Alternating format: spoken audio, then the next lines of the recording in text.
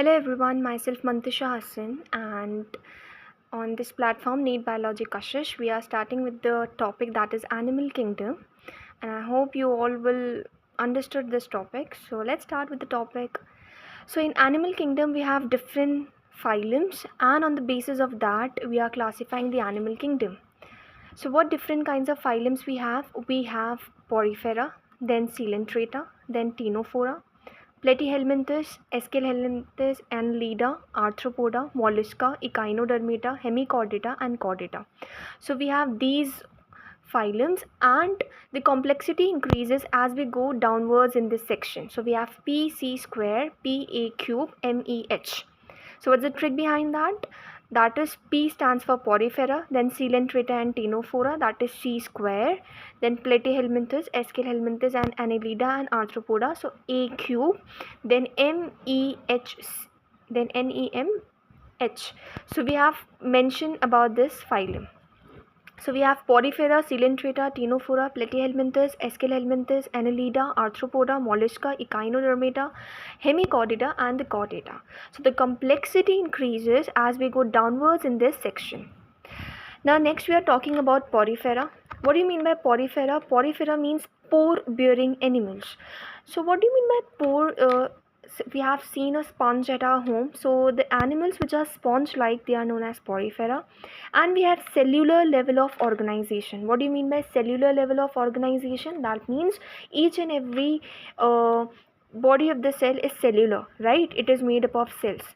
Now there is acute division of labor. That means each and every cell will perform different sorts of functions.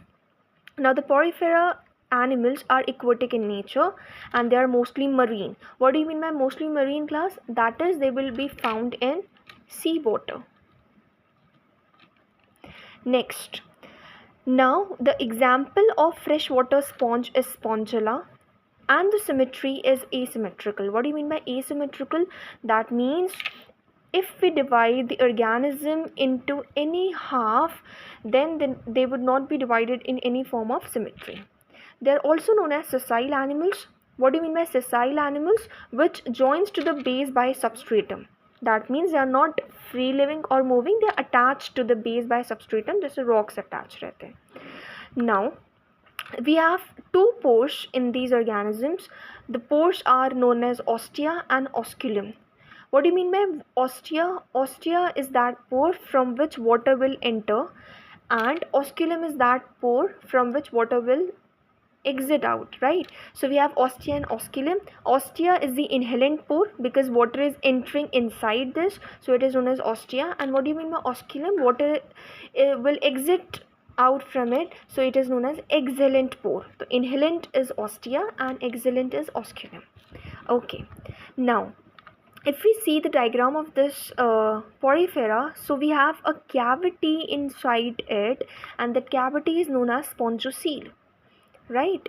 Now we have two cavities, ostia from which water will enter and osculum through which water will exit out. So ostia is inhalant pore and osculum is exhalant. Ex means exit, right? Ex means exit, in means inside it.